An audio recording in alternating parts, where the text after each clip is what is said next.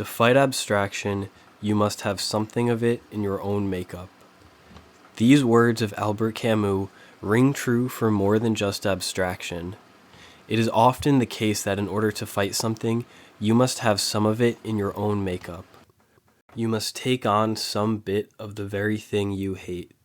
While this does not ever justify doing evil, it calls us to a greater responsibility while equipping us to do good. In order to more deeply understand this, I'm going to expound upon the context in which this quotation was said before exploring the broader applications of this idea. In Albert Camus' book The Plague, the city of Orà is on lockdown due to an outbreak of the same plague which ravaged medieval Europe. No one is allowed to leave the city, and over time people begin to miss their loved ones. Many who had a loved one or a friend locked outside of the city while they were locked inside the city tried to find a way out. Each person had their own particular reason why they should be let outside of the city. Some believed that because they had a loved one on the outside, they had a special right to leave the city. Others believed that if they were not from the city, then they didn't belong there in the first place and they should be set free. One such character, a journalist named Rambert, who is not from the city and who has a loved one on the outside of the city, comes to the main character, Dr. Rowe, asking for a note that says he does not have the disease so that he can be allowed to leave the city.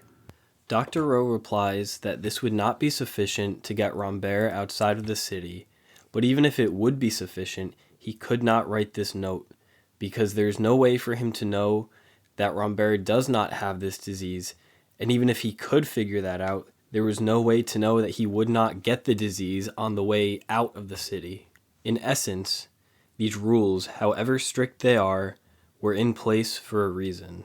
It's not for one man to determine what should and should not be an exception to the rule. Rambert is furious, realizing that he may not get to see his lover.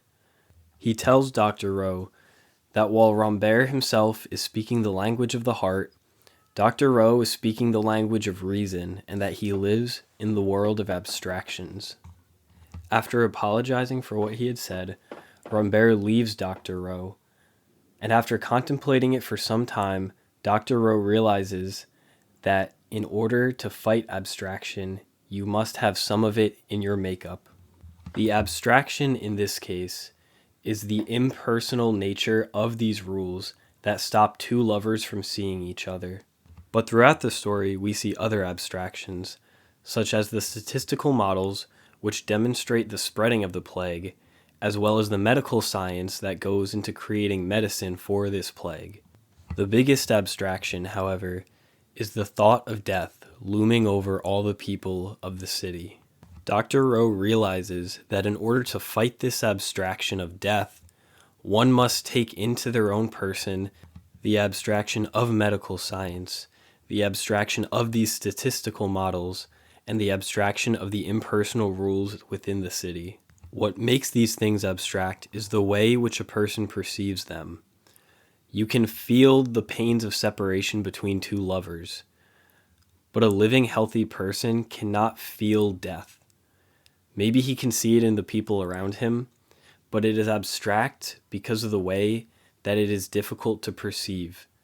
Similarly, statistics, medical science, and laws are all perceived differently, for they're only perceived within the intellect.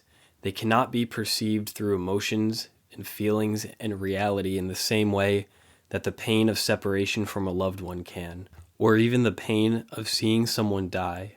So in order to fight abstract things like plague and death, you must take into your own person certain degrees of abstraction through statistics, medical science, laws, and various other forms. But this idea that you must have as part of your own makeup the very thing which you are trying to fight does not apply to just abstraction. We also see that it is often the case that it is impossible to fight off the violent nature of the world and create places of peace without use of violence. Thus, in order to fight violence, you must often use violence. Similarly, it is impossible to make something clean without something becoming dirty in its place. When you wipe down a surface with a rag, The rag becomes dirty in order to make the surface clean. Thus, in order to fight dirtiness, something clean must become dirty. The examples go on, but we see this throughout the world, that in order to fight something, you must have some bit of it in your own makeup. This is not to say that you need to become your enemy in order to fight your enemy. When fighting World War II, an American soldier did not need to become any part of a German soldier in order to fight them. But in order to fight off the threat of violence, an American soldier did need to become violent.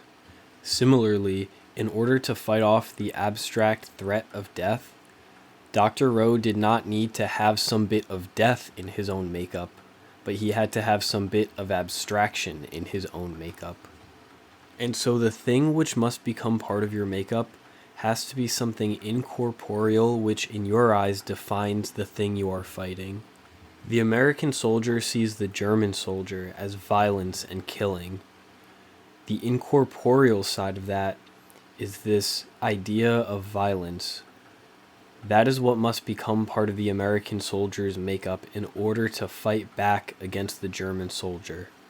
The American soldier does not need to have a German soldier as part of his makeup. Similarly, where Dr. Rowe sees death, he does not need to have death as part of his makeup, but it is the incorporeal side of what he perceives of death, that being abstraction. And so he must have abstraction as part of his makeup in order to fight back against the abstraction of death. When thinking about what this looks like, it is important to understand that this does not justify becoming something bad. Just because Dr. Rowe has something of abstraction in his makeup does not mean that all of what he does becomes abstract, and it does not mean that he becomes heartless. Just the same way that in order to fight a war, a soldier must take some violence into his own makeup, but it does not make him a violent person. When he goes home, none of that violence shows. Yes, the person must study that thing they are trying to fight, abstraction, violence, whatever it is, but it does not mean that they can use it in an unjust way. All applications of what this person is taking into their own makeup must be justified and necessary. We do not see Dr. Rowe denying people rights that are not directly involved in mitigating the effect of the plague. Anytime Dr. Rowe acts out of this abstraction, it is necessary for a greater good. So we see that Dr. Rowe takes to heart this idea that in order to fight abstraction, you must have some of it in your own makeup. When considering where else this idea can be applied, it is important to take into consideration what it is you are trying to fight. If you intend to fight against, for example, a political party, it is not necessary that you take part of that political party into your own makeup. But it is necessary that if you intend to fight a political ideology, that you then study politics. To frame this using the language that Rambert uses when speaking to Dr. Rowe, it will not suffice to use the language of the heart when fighting a battle such as this. In this example, if you refuse to allow politics to become part of your own makeup, then you will merely use the language of emotions and it will get you nowhere. Being angry at politicians, the same way that Rambert was angry at Dr. Rowe, will not solve any problems. Becoming well educated in the field of politics will make a difference. This is one example of many, but the point is this. Just as Dr. Rowe was not afraid to let abstraction become part of his own makeup in order to fight abstraction, we cannot be afraid to let something that we are trying to fight become part of our own makeup. For example, if we are trying to fight a political ideology, we cannot be afraid to make politics part of our own makeup, because then we will fail to fight this battle. We can choose to either be like Rambert and run from the issue, or to be like Dr. Rowe and fight back.